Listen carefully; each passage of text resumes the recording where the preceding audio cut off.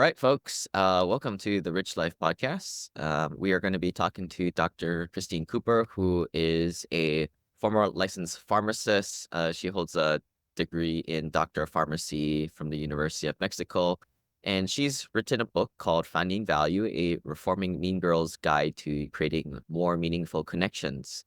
So let's start with there, right? I think that's what kind of made me pick up the book was this mean girl, right? I think they came out with the second installment of Mean Girls. And us as adults know today, some of us look back and we may or may not be happy of how we acted in our younger days.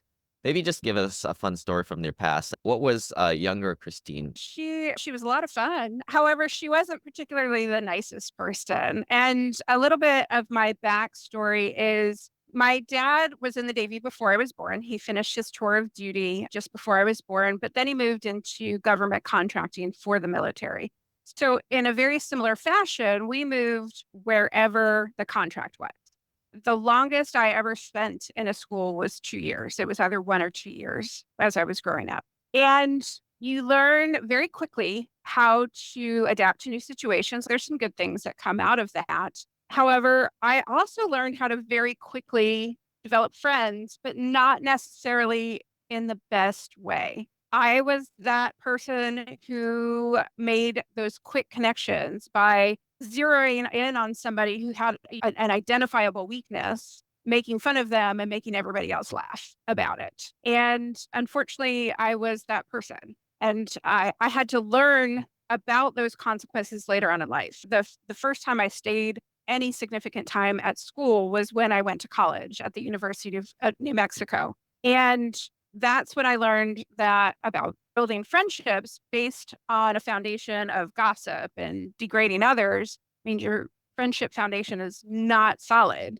And ultimately, you're going to turn on each other.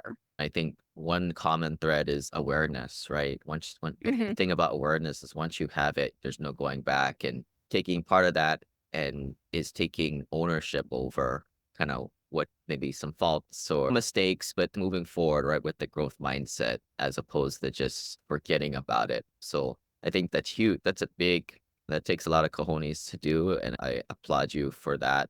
I think that is actually a good skill to have in this day and age, right? That's transactional type of persona. People here in Hawaii get made fun of a lot because they're just too nice and the opposite of transactional. I always say it's because you're on an island and you're freaking stuck with each other, right? The opposite of what Right. you were doing, jumping around. But as I always think of how do you want to mold your kids in the future or fit yourself in society? The world is a bit transactional, right? People move around and move around. And that type of persona really works in today's society, right? It's a way to get you started. It's not a way to build a solid foundation, in my experience.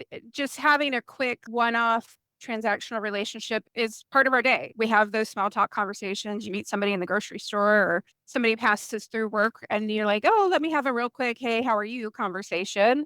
Then you're done and you move on with your day. There are ways to make those a little bit better. So that person that you have this quick one off conversation with actually feels better about how they met you for this 30 seconds or 2 minutes, however long it may have been. And it's by focusing on that person. How are they doing? Let's not just stop at the good. Oh, and we as Americans, we get made fun of in the international world because that's our go to. How are you doing? But we don't actually dig in a little bit deeper. Yeah. So yeah, just curious. I think most people will listen to a podcast like this. So they don't have to go through the big gotchas and crashing points, which I think is where you make real gains in life. What point did you finally make this pivot? Usually there's some type of breaking point when people rise from the ashes. I'm just curious what that was that you looked at yourself in the mirror and said, I got to stop doing this type of stuff. When I was in college, I had my best friend and I had a falling out. And of course, we had gossiped about whoever wasn't in the room at any particular time. And eventually she wouldn't be in the room and I would gossip about her, or I wouldn't be in the room and she would gossip about me. We turned on each other. And I started to pick up that this was not how I wanted to live my life, like little pieces here and there. But eventually, she and I had a big falling out and a fight that ended our relationship. And I said, you know what? Enough is enough. I am the one causing this drama. Yes, she contributed to it, but guess what? I was front and center in that, and I Yeah. need to do better. Did you have any mentors, like a parent or somebody to help guide you through this, or was it all just guiding in the darkness? Parents are wonderful, amazing people who tried to guide me all through life, and I was not good at listening to. I would say I was lucky to have that guidance throughout life. I started to pay attention to what Yeah. they had to say. I think a lot of people, this resonates with a lot of folks, maybe not to an extreme degree, but I think we'd all like to be nicer or certainly have more stronger connections. A lot of the folks listening, we mentioned we have a lot of folks that are pharmacists and definitely high paid professions, right? Where you definitely have to have your guard up. Or what we say for a lot of our guys is like, guys have a couple of masks, right? Absolutely. One of the things to note in your work life environment is, of course, you don't necessarily get to pick your coworkers. So let's be honest, you may not like them. I've had a few in my day. And that's true of them as well. They probably don't like me. So, how do we work together? Because we have to. We don't get that choice unless, of course, we go and we find a new employer if it's really that bad of a relationship. But if you like your job and you want to stay with your job, you're sitting there and you're having that conversation with this person and they're just getting under your skin, right? So when that happens for me, I try to remember that this person brings something to the table that I do not. So the example I'm going to give is while I am a pharmacist, I am not necessarily the most detail oriented person. And so instead, I am the person who helps make sure things get done on time, that I'm moving everything along, very process oriented and making sure deadlines are. I try to make sure that perfection does not get in the way of greatness. And that's one of my mottos. If I am sitting there with somebody who is on that perfectionist side and exceptionally detail oriented and they're getting under my skin because they're like, no, we have to do this and this also has to be just right. We have to do this. And I'm like, but our deadline's coming up and we're getting on each other's nerves, right? That happens. I am also thinking, thank goodness this person is in my life because they're going to make sure this project is that much better. And I need them to make sure that we reach that high quality level. And so we can work together synergistically and make that project even better than we could have on our own. We're still going to make our deadline, but they're going to make sure that it meets those quality standards. I'm working on that as well, but they're going to bring it up that notch. And I love that. So, yes, I want that person to challenge me. Yeah, they might annoy me, but it's going to help me be a better person. If they're the operator type and they work with the opposite person. But that's what we try to provide here, right? People, it's a lens of seeing the world. Take it or leave it. It's up to you if you want to keep banging your head against the wall or living in suffering, or take kind of what Christine is saying and try it on. And think about how does that skill set that may be annoying you right now complements yours. I'm just thinking like when you get these twinges of people, there's usually signs or reasons why. Was it Dave Carnegie? Yeah. He always says it doesn't matter what you said, it's how you made people feel. Before we jumped on this podcast, just thinking of people who drove me a little nuts that I don't really hang out with, that aren't really my friends. But I was like, for purposes of discussion today or looking at within myself, do I do these types of things? One of these characters is the person who always tries to one up you, right? Or, oh, you went to a cruise here. We went to a cruise here on a bigger ship. Or the person who always tries to like teach you things. I guess this is called mansplaining things. Nobody wants to be talked down to. And then the last one was, hey, what was it? They just basically just talking down to you, right? And I gotta admit, maybe I do some of these things from time to time too, right? But I think that awareness, bringing awareness to this is important. Being in a professional setting and a pharmacist surrounded by people who've gone through 8 to 10 years of college in addition to high school and all of the other things, there's some exceptionally smart people that I work with on a daily basis. And so there are times that I have experienced people maybe talking down to me because they feel like they're the smartest person in the room or they want to be the smartest person in the room. And I understand that. There's been times where I've done that as well. And I have to remind myself that if I do that to someone and I make a mistake, what's their first reaction going to be? It's going to be, and they're going to point it out to everybody because they think it's hilarious. I want that person to be like, hey, look, you made him, this wasn't quite right. And they bring it to my attention so I can fix it. I want them to help me in my quality control. I don't want to talk down to them. I don't want them to feel less than because that supposedly makes me feel smarter. Truth be told, it just makes me seem like I think I'm above mistakes and I'm above others when we're all on the same platform. I may be smarter than them in one thing, but they're going to be smarter than me in another thing. So how do we Right. make that work together? And the best leaders bring everybody up along with them and make it Hmm. feel collaborative. But yeah, it's not what you said, it's how you made them feel at the end of the day. And that's when they go home, that's all they remember. So switching gears a little bit, you talk a lot about working in a office with a lot of smart people, right? And I think the problem with this is for people to get up to that stage, to get high SAT scores, to kick butt in college, kick butt in grad school, you have to have a level of confidence and self-belief, and sometimes this turns into arrogance at some point. Maybe give us another tactic to navigate this when you're in an office with these types of type A personalities. There are a couple different ways that you can approach it. One is to help remind them of what you do bring to the table. Let's say you're working on a project and this person is saying, I want to do this is my best thing. Oh, that's fantastic. I'll let you handle that. I will take this part because this is my strength. Or if they approach and they maybe ask you about a question and they provide their answer right away, that mansplaining, I hate that word, but I'll use it here since it's pretty well known, kind of that Yeah, mansplaining I can say it because 'cause I'm a method. guy, right? That's fair. But let's say they do that, and then it's a little tongue in cheek, but at the same point, you can turn around and say, "Oh, that's fantastic. It sounds like you have a great understanding of the basics. How can I help you fill in with more of the details?"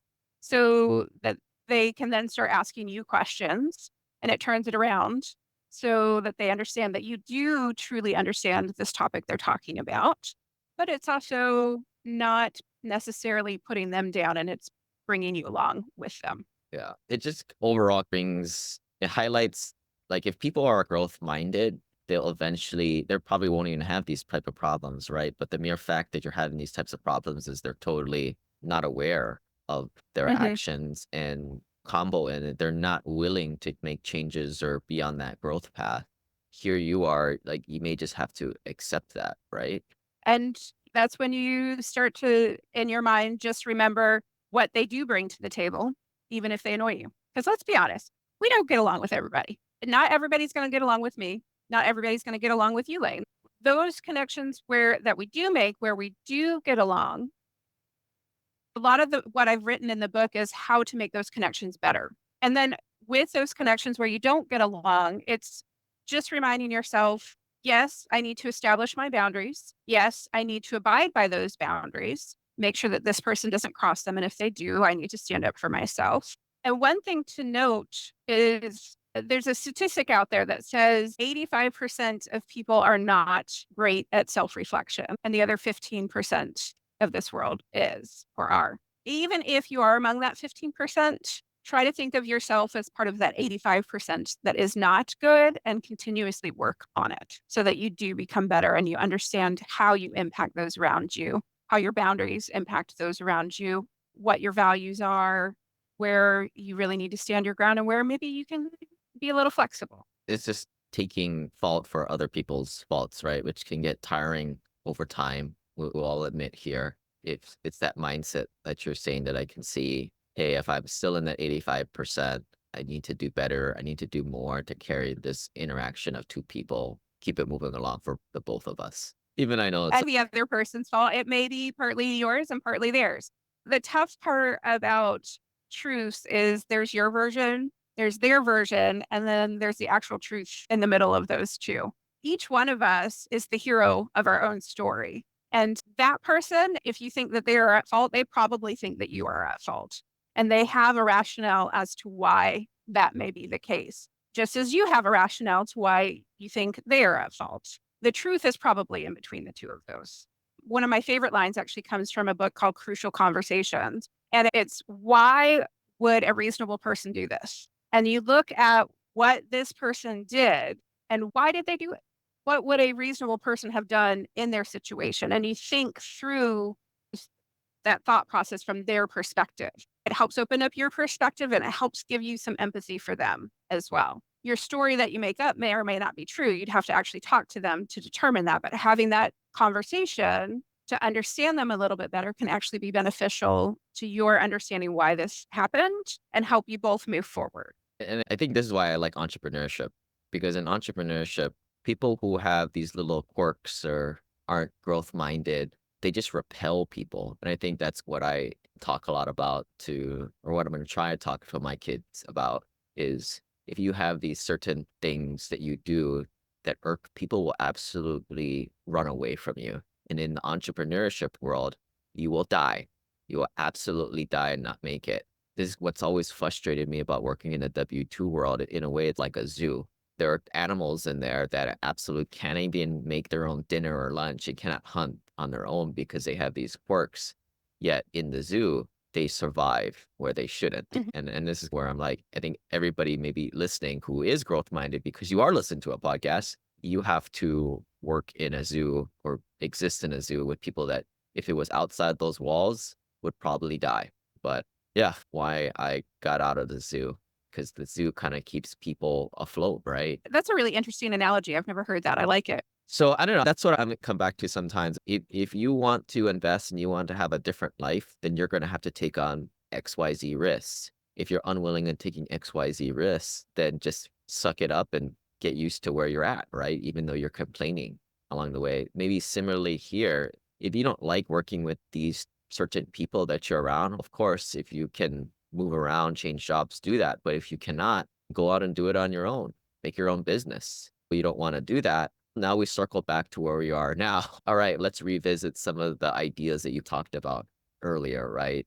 Yeah. The journey all starts with you, right? Until you take full accountability yourself. One of the best ways that I have found to do that is when something negative happens in my life, I allow myself to complain about it twice. And we all need that time to vent. So give yourself that time. But once I have complained about it twice, I either have to do something about it or I have to let it go. And if I don't let it go, I know that I am the one who's making the negative grow in my life. So I'm going to pick one of those two. I'm going to maybe have that difficult conversation with the person I need to, or maybe I'm going to go out and start working on a project to get me started on a new path, whatever it may be. Or I'm going to provide a little bit of forgiveness either for myself or for that person, and off it goes out of my life. I'm done with it. Yeah. And admittedly, like you said, only 50% of people out there are going to have the tools to be able to change. So we already know here that it's a losing cause. It's going to just be your acceptance is the path moving forward here for a lot of these types of quarrels. Now, I was thinking, I saw this YouTube video. It was only a couple minutes long. There was this monk who was meditating in the middle of a pond in his boat. So he's meditating for a few hours and then he gets hit with another boat. It jars him out of his meditation. So he gets all pissed off. But he looks around and it's just an empty boat that's hitting him. Whether there was a person in that boat who thing did hit him or just an empty boat, that was the analogy. People jar you out of your perfect state, Mhm. but it's not like it's typically an empty boat. And it's just you and your acceptance of that is a good mindset. These people who irk you, they're typically going through something. Most people go through some traumatic thing or life-changing event every 3 years. People are going through all kinds of stuff and you never know what's happening in their lives. And heck, just go with it and make up a story in your head to give some grace. You're exactly right. You never know what's going on for someone. There are so many things that can happen to us outside of our own forces that we cannot control. And as much as we may try to not bring that to work or wherever we may be, as we are going through it, some of it's going to spill over. It may be through anger, it may be through avoidance of a task we don't like. There's so many different ways that it can show up. So having that grace is important to people. And I talked about this book called Crucial Conversations. It talks a lot about making sure you are a safe place for someone to come and have being that person that someone knows that they can bring a difficult thing to so that you can understand maybe they're not at their best right now, but they will get back there. Yeah, so I guess a little bit of practical application here. Next time you folks are driving to work or just driving in general and somebody pulls in front of doesn't use their blinker, just try to put yourself in their shoes and imagine they were just got laid off from their job or their kid is really sick and they're trying to get to the hospital. I'm just saying, make up some freaking story. And that way your pressure goes away. Just try it out. See if it works. If it works, then keep using the dang thing. But it kind of transitions to the last question. Christine, you talk a lot about staying positive, right? And that's that. What I just gave was just one example of that, right? But that doesn't mean that you stay positive all the time. Maybe share a little bit of what your meaning behind that is. We've talked about how life throws things at us. We can't necessarily be positive all the time. However, when you approach things from a more positive mindset, it does help you find the better pieces within the negativity that's happening at that moment. I'm going to use your example, just slightly different. When you're driving and somebody is going slow in front of you, that drives I often remind myself the story I tell myself is this is one of the universe's ways of saying that I need to slow down just a little bit. Let's make sure we're going the speed limit or under it, depending on what the car in front of you is doing, and paying better attention to what is around me. Because I look at it through that mindset, I've definitely identified times where if I hadn't been paying as much attention, I might have accidentally hit like a deer running across the street or things of that nature. And so it's just a matter of reminding yourself in that moment to maybe take a breath and to add a little bit of mindfulness to your day to bring in something more positive to your life so that you can find those pieces that are good and help you move past this negative thing. The empty boat hitting them. You're getting hit by all these empty boats all day long. It's just you and your boat in the middle of a body of water is all it is, right? At the end of the day, that's all it is. Christine, anything else before we kind of wrap things up here? I know we want to have everybody check out your book on Amazon, but any last things that you think we should maybe touch upon real quick before we wrap up? One of the things that we've touched on the outskirts of what we've been discussing, but just to bring it front and center, is to remind everyone that our opinions and our judgments of others don't necessarily reflect what is true. Those actually reflect upon us, not the other person. So just be mindful of that and remember to step aside from those when you are approached with maybe a difficult situation with someone and allow yourself to hear their side of the story before making a final decision on something. Thanks, everybody. If you guys like this, please drop a comment on the YouTube channel link and please share it with your friends. And we will see you guys next time. Bye.